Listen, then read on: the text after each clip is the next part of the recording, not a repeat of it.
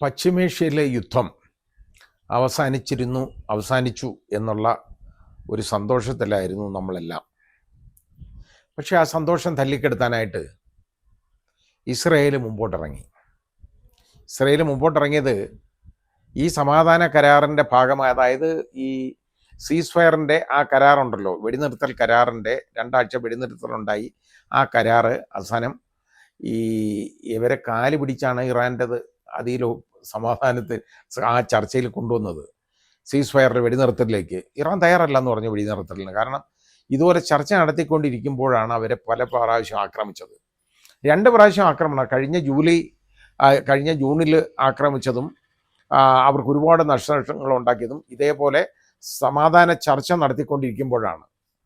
ആ ചർച്ചയുടെ സമയത്താണ് ഇതുപോലെ ചെയ്യുന്നത്. ചർച്ചയ്ക്ക് ടേബിളിൽ കൊണ്ടുവരുന്നു, അവിടെ ആക്രമിക്കുന്നു. അതേപോലെ തന്നെ ഇത് രണ്ടാമതും ചർച്ച നടന്നുകൊണ്ടിരിക്കുകയാണ്. ഒമാൻ്റെ മധ്യസ്ഥയിൽ ചർച്ച നടന്നുകൊണ്ടിരിക്കുമ്പോഴാണ് പെട്ടെന്ന് തന്നെ കയറി അവിടുത്തെ പരമോന്നത നേതാവിനെ, ഇറാൻ്റെ ആയത്തുള്ള അലി ഖൊമേനിയെയും കുടുംബത്തെയും ഒക്കെ വധിച്ചത് മുഴുവനായിട്ട്. അങ്ങനെ അത് ഈ ഫെബ്രുവരി 28 തുടങ്ങിയതാണ്. ആ രീതിയിൽ അങ്ങോട്ട് സംഘർഷം മൂർച്ഛിച്ചു, യുദ്ധമായി, പ്രശ്നമായി. ഇറാന് ഇത്രത്തോളം പവർഫുള്ളാണെന്ന് അമേരിക്കയോ ഇസ്രയേലോ ഒന്നും കണക്കുകൂട്ടിയില്ല. അത്രയും പവർഫുള്ളാണ് അവർക്ക് ഒരുപാട് നഷ്ടങ്ങളുണ്ടായി ആ രാജ്യത്തിന് ഈ യുദ്ധം മൂലം. പക്ഷേ അവരുടെ ആയുധശേഷിയൊന്നും കുറവൊന്നുമില്ല, ആൾശേഷി കുറവില്ല. ആ രീതിയിലായി. അത് വീണ്ടും നടന്നു പോകാം. മാത്രമല്ല, ഇറാൻ ഇതിന് പകരമായിട്ട് ചെയ്തുകൊണ്ടിരുന്നത്, അമേരിക്കയെ നേരെ പോയി ആക്രമിക്കാൻ അവർക്ക് പറ്റുന്നില്ല അവിടെ. അപ്പോൾ അമേരിക്കൻ താവളങ്ങൾ എവിടെയൊക്കെ ഉണ്ടോ അവിടെ എല്ലാം അവർ ആക്രമിക്കുകയാണ്. അത് ഏറ്റവും കൂടുതലുള്ളത് GCC കൺട്രീസിലാണ്. അങ്ങനെ വന്നപ്പോൾ ഈ രാജ്യങ്ങളെല്ലാം ആക്രമിക്കുന്ന ഒരു സ്ഥിതിവിശേഷം വന്നു. ആ രാജ്യങ്ങൾക്ക് ഒരുപാട് നഷ്ടമുണ്ടായി. അമേരിക്കയ്ക്ക് നിൽക്കക്കള്ളിയില്ലാതായി. കാരണം ഈ രാജ്യങ്ങളെല്ലാം പറയാൻ തുടങ്ങി, നിങ്ങൾ കാരണമാണ് ഞങ്ങളെ ഉപദ്രവിക്കുന്നത്, അതുകൊണ്ട് നിങ്ങൾ ഇവിടുന്ന് പോകണം എന്നുള്ള ഒരു രീതി വന്നു. അമേരിക്കയ്ക്ക് തന്നെ പറയേണ്ടതായിട്ട് വന്നു. അവരെ പൗരന്മാർ ഇന്ന GCC കൺട്രീസിലേക്കുള്ളവരെല്ലാം അവിടുന്ന് പൊയ്ക്കൊള്ളാനായിട്ട് പറഞ്ഞു. ആ രീതിയിലേക്ക് മാറണം എന്ന് പറയേണ്ട ഗതികൾ വന്നു.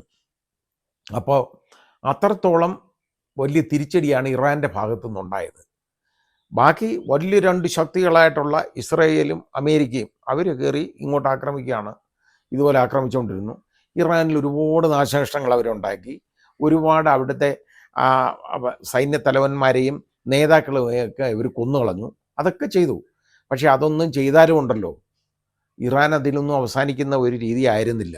ആ രീതിയിലേക്ക് മാറി. ഇപ്പോൾ ഹോർമൂസ് കടലിടുക്ക് അത് ഇറാൻ അങ്ങ് അടച്ചു. അതോടുകൂടി വളരെ വലിയ ബുദ്ധിമുട്ടായി. എണ്ണയുടെ വില, ക്രൂഡിൻ്റെ വില കുതിച്ചുയർന്നു. അത് $109 വരെ ആയി ബാരലിന്. ആ രീതിയിലേക്ക് പോയി. ഇപ്പോൾ ആ അവസാനം ഇതിനകത്ത് വന്ന ഇത് ഏതെങ്കിലും വിധത്തിൽ യുദ്ധം നിർത്തണ്ടേ, ഇതൊന്ന് നിർത്തണം, എന്നാൽ മാത്രമേ ഇത് ശരിയാവുള്ളൂ. അമേരിക്ക അന്ത്യശാസനമൊക്കെ കൊടുത്തു. അതായത് ട്രംപ് പറഞ്ഞു, ഇല്ലെങ്കിൽ പൊടിച്ചു കളയും, തിന്നുകളയും, കൊന്നുകളയും എന്നൊക്കെ പറഞ്ഞു. ഇറാൻ അനങ്ങിയില്ല. അവസാനം പാകിസ്ഥാൻ പ്രധാനമന്ത്രിയോട് വളരെ കാല് പിടിച്ച് അപേക്ഷിച്ച് അയാളെ കൊണ്ട് ഇതിനകത്ത് ഒരു സമാധാന ചർച്ചയ്ക്ക് ഇറാനെ എത്തിക്കാൻ. അങ്ങനെ എന്നിട്ടും ഇറാൻ വഴങ്ങിയില്ല. ചൈന ഇടപെട്ട് ചൈനയുടെ കാല് പിടിച്ചാണ് ചൈനയെ കൊണ്ട് അവസാനം യഥാർത്ഥത്തിൽ ഈ ഇറാൻ ഇതിനെ സമ്മതിച്ചത്, സീസ് ഫയറിനെ സമ്മതിച്ചത്. ചൈന പറഞ്ഞു അതങ്ങ് വേണം എന്ന് പറഞ്ഞപ്പോൾ ഇറാൻ അത് ഒഴിയാൻ പറ്റുന്നില്ല. ആ രീതിയിലാണ് അതിൽ വന്നു കഴിഞ്ഞപ്പോൾ ഒരു 15 ഇന പദ്ധതി അമേരിക്ക ഇറാനോട് കൊടുത്തു. അത് ഇറാനെടുത്ത് ദൂരെ ചവറ്റോട്ടയിൽ എറിഞ്ഞു. എന്നിട്ടൊരു 10 പദ്ധതി അവരങ്ങോട്ട് കൊടുത്തു. അതിനകത്ത് പറയുന്ന കാര്യങ്ങൾ വളരെ ബുദ്ധിമുട്ടുള്ള കാര്യങ്ങളാണ് അമേരിക്ക അംഗീകരിക്കാൻ. പക്ഷേ അംഗീകരിക്കാതെ നിവർത്തിയില്ല. കാരണം ട്രംപിന് വലിയ തിരിച്ചടി അമേരിക്കയിൽ ഉണ്ടായിക്കൊണ്ടിരിക്കുന്നു. ഇത് ഹിലാരി ക്ലിൻ്റൺ 10 വർഷം മുമ്പ് പറഞ്ഞ കാര്യങ്ങൾ തന്നെയാണ് കേട്ടോ. അതിൻ്റെ ഒരു വീഡിയോ എൻ്റെ ഒരു സുഹൃത്ത് ശ്രീ ജോണിച്ചൻ എനിക്ക് അയച്ചു തന്നിട്ടുണ്ട്. അത് നമ്മളൊന്ന് കേട്ടാൽ മതി. ആ വീഡിയോ കണ്ടു കഴിഞ്ഞാൽ തന്നെ അറിയാം. അത് പറഞ്ഞു, തെറ്റായ തീരുമാനങ്ങളിലൂടെ അമേരിക്കയെ ഇയാളെ നശിപ്പിക്കും. അവർ പറഞ്ഞാണ്, ട്രംപ് പറഞ്ഞാണ്. ഹിലാരി ക്ലിൻ്റൺ പറഞ്ഞാണ് ട്രംപിനെ കുറിച്ച് പറഞ്ഞത്. ശരിയല്ലാത്ത തീരുമാനങ്ങളിലൂടെ, മണ്ട തീരുമാനങ്ങളിലൂടെ ഇയാൾ അമേരിക്കയെ നശിപ്പിക്കും. ഞങ്ങൾ വളരെ കഷ്ടപ്പെട്ടാണ് ഇറാനെ ഒരു മേശയ്ക്ക് എതിർവശത്ത് ഞങ്ങൾ കൊണ്ടുവന്നിരുത്തിയിട്ട് അവരുടെ ആണവായുധം ഉണ്ടാക്കുന്ന പദ്ധതിയിൽ നിന്ന് അവരെ മാറ്റുന്ന ഒരു കരാറിലേക്ക് ഏർപ്പെടുത്തത്. ആ കരാറ് ഇയാൾ നശിപ്പിച്ചു. ശരിയാണ്. ഒബാമയാണ് യഥാർത്ഥത്തിൽ ഈ ഇറാന് ഈ ആണവായുധം നിർമ്മിക്കുന്നതിൽ നിന്നും പിന്തിരിപ്പിച്ചതും അതിലേക്കുള്ള കരാറിൽ ഏർപ്പെടുത്തിയതും. അവിടെ പരിശോധനകൾ, ആണവോർജ ഏജൻസിയുടെ പരിശോധനകൾ നടപ്പാക്കാനുള്ള മാർഗം ഉണ്ടാക്കിയതും ഒബാമയാണ്. ആ ഒബാമയെ ചീത്ത പറഞ്ഞുകൊണ്ട് ഈ കരാറിൽ നിന്ന് ഞങ്ങൾ പിന്മാറുകയാണ്, ഇങ്ങനെ കരാർ വേണ്ട എന്നും പറഞ്ഞ് അതും എടുത്ത് വലിച്ചീറി കളഞ്ഞിട്ടാണ് ഈ പണി ചെയ്തത്. ഇപ്പം എന്താണ്? ഇനി ഇറാനിൻ്റെ അടുത്ത് വല്ലതും പറയാൻ പറ്റുമോ? പോടാ പിള്ളേന്ന് പറയും അവർ.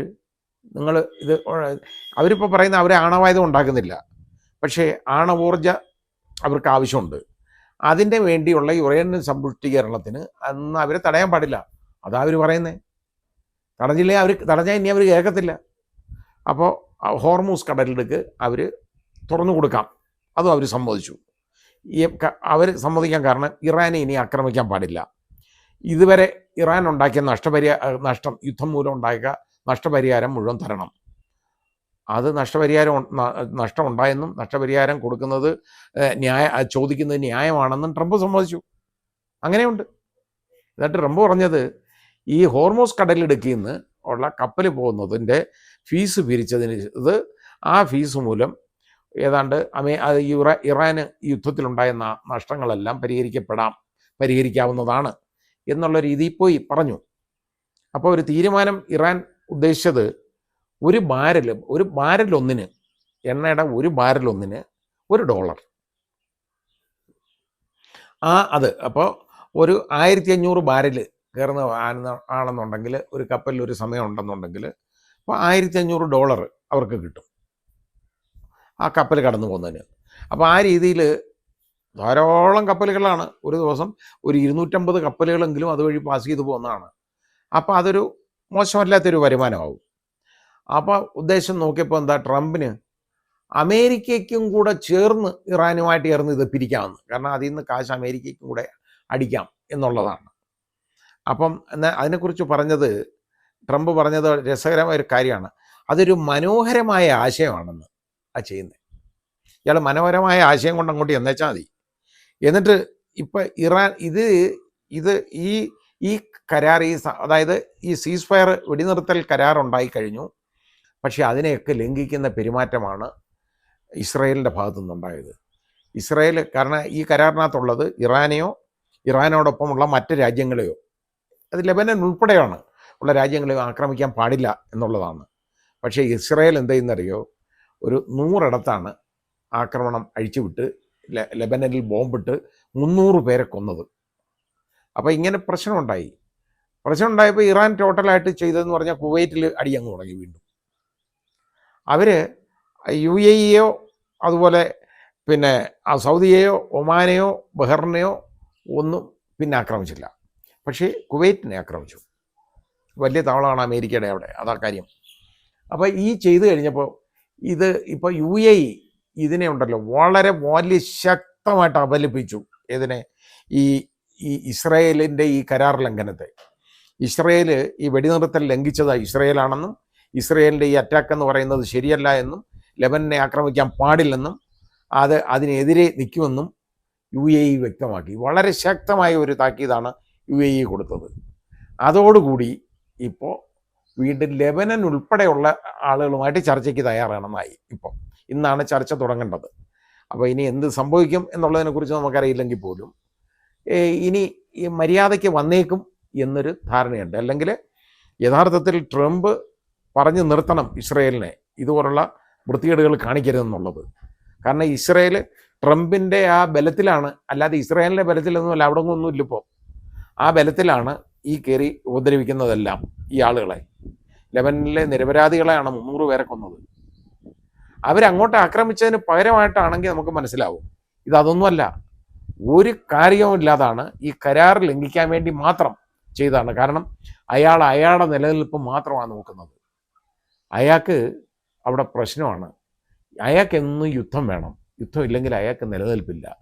അയാൾ അവിടുന്ന് ഒളിച്ചോടി പോകണം, അല്ലാതെ വേറെ മാർഗമില്ല അയാൾക്ക്. ആ രീതിയിലാണ്. അതുകൊണ്ടാണ് അയാളാണ് ഈ ട്രംപിനെയും ആളുകളെ എല്ലാം ഇതിലേക്ക് വലിച്ചഴിക്കുന്നത്.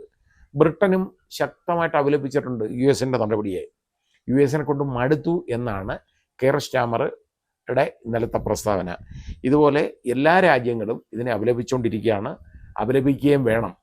കാരണം ഇത് ഒരു കരാർ ഉണ്ടായി എങ്ങനെയെങ്കിലും യുദ്ധം അവസാനിച്ചാൽ ലോകം നശിക്കുന്നതിൽ നിന്ന് രക്ഷപ്പെടും. ഒരു 3-ാം ലോക മഹായുദ്ധത്തിൽ നിന്ന് നമുക്ക് മാറാം. പക്ഷെ അതില്ലെങ്കിൽ അതിലേക്ക് തന്നെ ഇത് പോവും. ഇതൊരു ധ്രുവീകരണത്തിനിടയാകാനുള്ള എല്ലാ സാധ്യതകളും ഉണ്ട്. അപ്പോൾ ആ രീതിയിൽ പോവുകയാണ് കാര്യങ്ങൾ. അത് അമേരിക്കയ്ക്കും തന്നെ വലിയ നാശം ഉണ്ടാവും ഇതുമൂലം. അത് തിരിച്ചറിയണം.